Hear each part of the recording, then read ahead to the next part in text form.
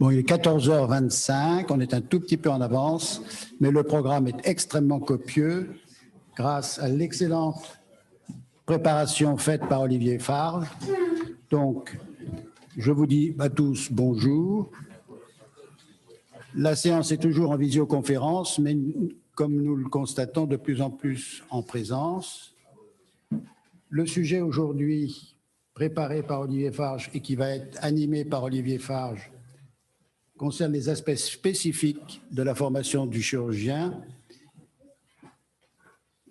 Ce sont les bonnes feuilles du futur rapport 2020 de l'Académie de chirurgie sur ce sujet de la formation initiale des chirurgiens. Comment ? Non.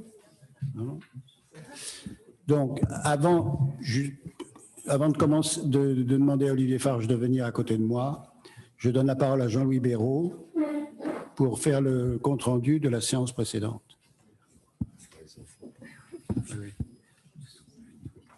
Monsieur le Président, Monsieur le Secrétaire général, chers collègues, la séance du 6 octobre était consacrée aux innovations en anatomie. C'est là ? D'accord, ok.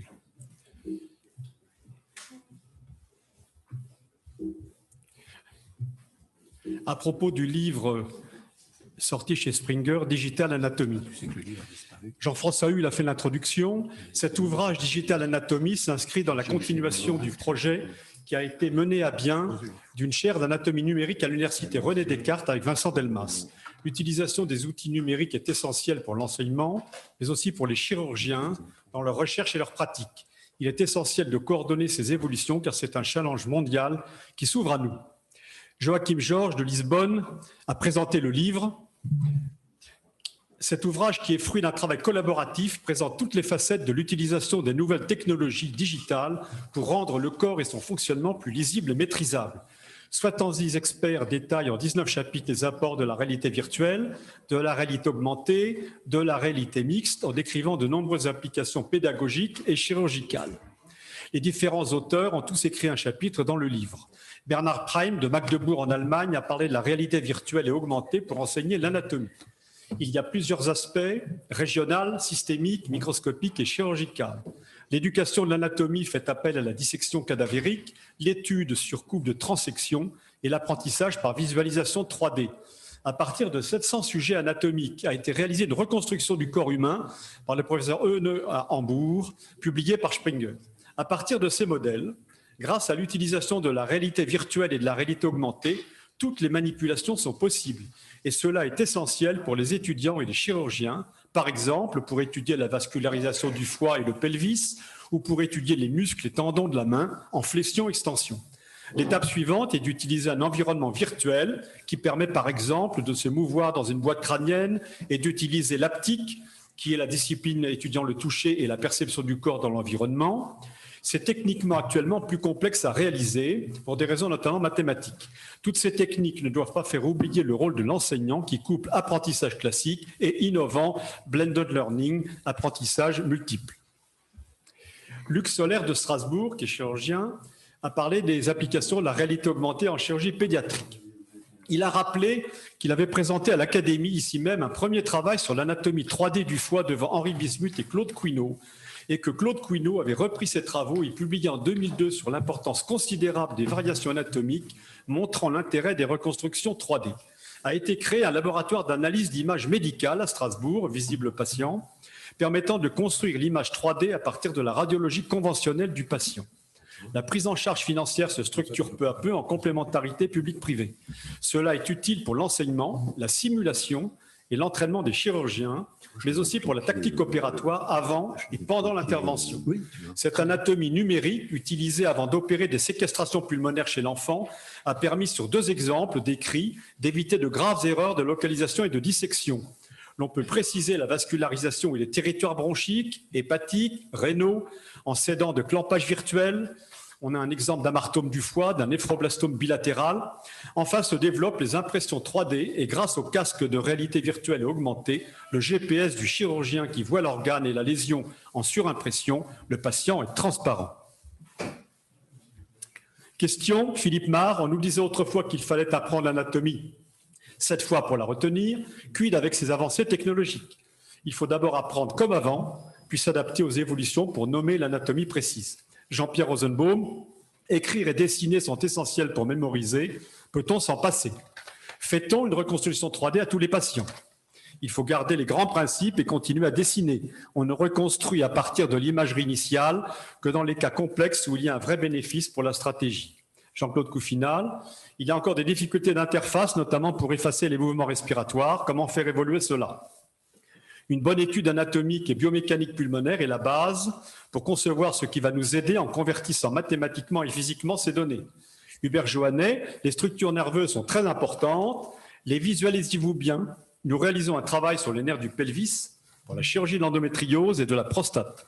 Nous n'avons pas encore d'imagerie dédiée, sauf pour le cerveau.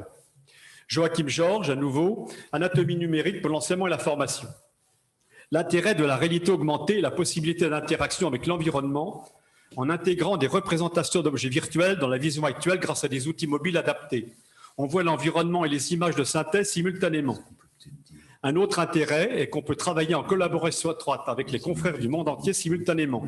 A été mis au point un studio d'anatomie équipé qui permet de retrouver l'anatomie en 3D de tous les organes en manipulant par exemple un fémur et en visualisant toutes les structures qui l'entourent.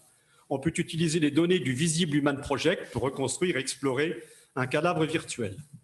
Un nouveau logiciel permet aux étudiants de dessiner des contours et d'effectuer des dissections virtuelles sur des tablettes graphiques et de voir l'objet qu'ils reconstruisent sur un casque Oculus en tridimensionnel. L'évaluation par les utilisateurs est très favorable.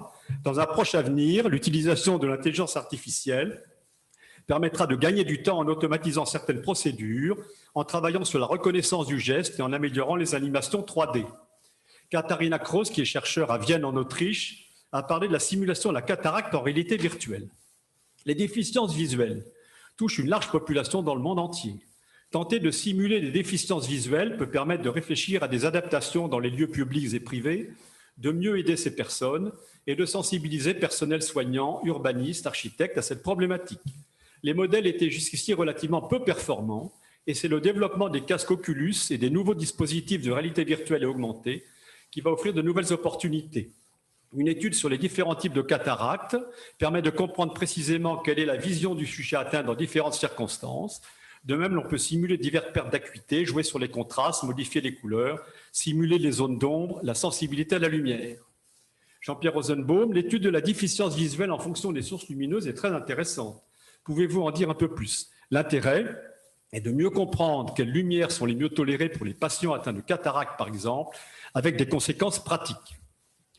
Jinzi Larung, qui est au Texas et qui est une artiste, a parlé de l'approche constructiviste utilisant la réalité virtuelle dans l'enseignement de l'anatomie.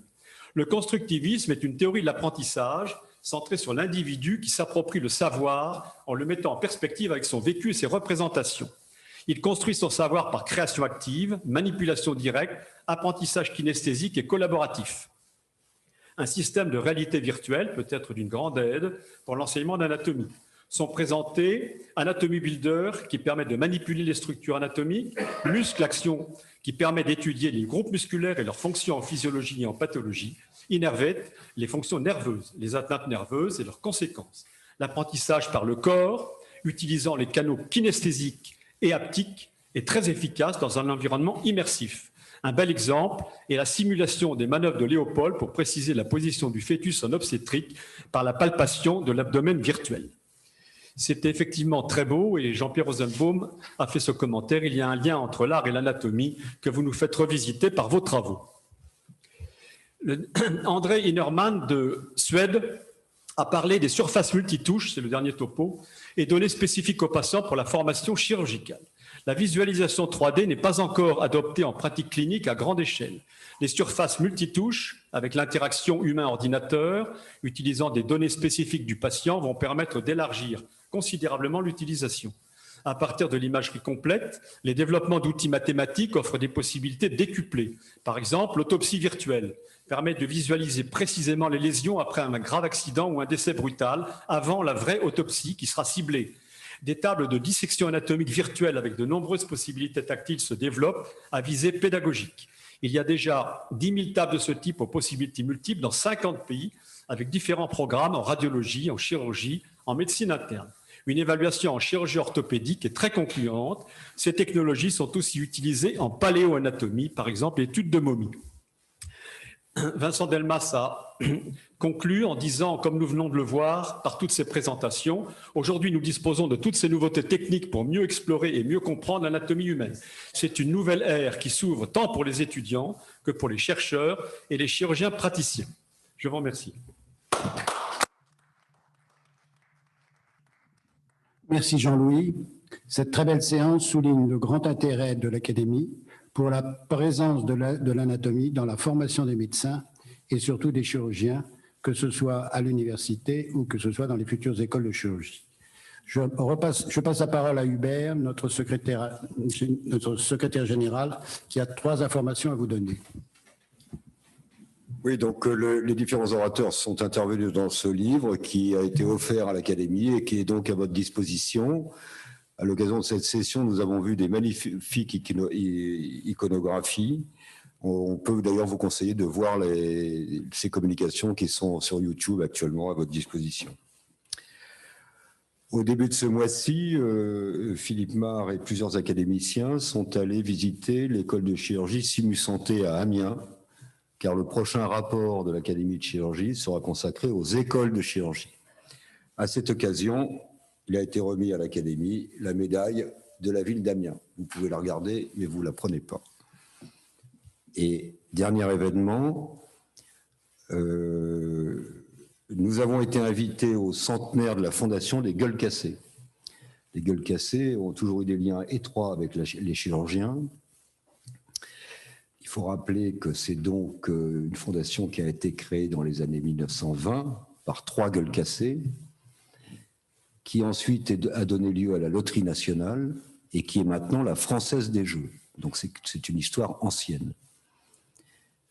À cette occasion, donc un cocktail était organisé et nous avons rappelé que l'Académie de chirurgie avait remis sa médaille d'honneur l'an dernier à Bernard de Vauchel, chirurgien maxillofacial, pour ses transplantations et ses greffes de visage, et que parmi les jeunes masters lauréats figurait un chirurgien maxillofacial de Lille qui a eu un prix pour ses travaux pédagogiques.